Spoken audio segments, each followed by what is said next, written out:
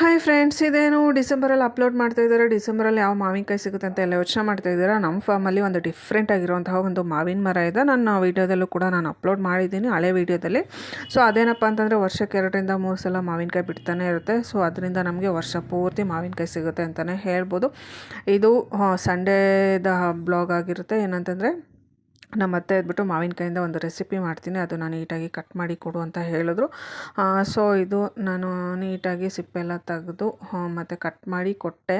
So ಇಲ್ಲಿ ನಾನು ಮಾಡಿದ ಮಿಸ್ಟೇಕ್ ಏನಪ್ಪ ಅಂತಂದರೆ, ನಮ್ಮ ಅತ್ತೆಗೆ ಸ್ವಲ್ಪ ಹುಳಿ ಹುಳಿ ಅಂದರೆ ನಿಂಬೆಹಣ್ಣು ಆಗ್ಬೋದು, ಮತ್ತು ಟೊಮ್ಯಾಟೊ ಮತ್ತು ಏನು ಹುಣಸೆಹಣ್ಣು ಈ ಥರದ್ದೆಲ್ಲ ಯೂಸ್ ಮಾಡಿಕೊಂಡು ಕೆಲವು ರೆಸಿಪೀಸ್ನ ಮಾಡ್ತಾ ಇರ್ತಾರೆ. ಕೆಲವೊಂದು ನಮ್ಗೆ ಇಷ್ಟ ಆಗುತ್ತೆ, ಕೆಲವೊಂದು ನಮ್ಗೆ ಇಷ್ಟ ಆಗಲ್ಲ.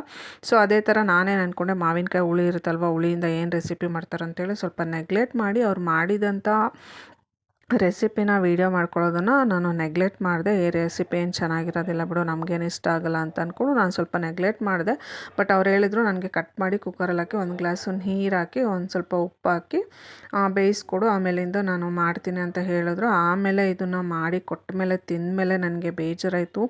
ಯಾಕಂತಂದರೆ ರೆಸಿಪಿ ಮಾತ್ರ ಸಿಕ್ಕಾಬಿಟ್ಟೆ ಚೆನ್ನಾಗಿತ್ತು. ಅದು ಅನ್ನ ಜೊತೆ ಅಂತೂ ಬಿಸಿ ಬಿಸಿ ಅನ್ನಕ್ಕೆ ಸ್ವಲ್ಪ ತುಪ್ಪ ಹಾಕ್ಕೊಂಡು ಈ ಮಾವಿನಕಾಯಿ ತೊಕ್ಕನ್ನ ಹಾಕ್ಕೊಂಡು ತಿಂತಾಯಿದ್ರೆ ಅದು ಟೇಸ್ಟೇ ಎಕ್ಸ್ಟ್ರಾಡಿನರಿ ಇತ್ತು ಅಂತಲೇ ಹೇಳ್ಬೋದು. ಆಮೇಲೆ ನನಗೆ ಸ್ವಲ್ಪ ಬೇಜಾರೇ ಆಯಿತು.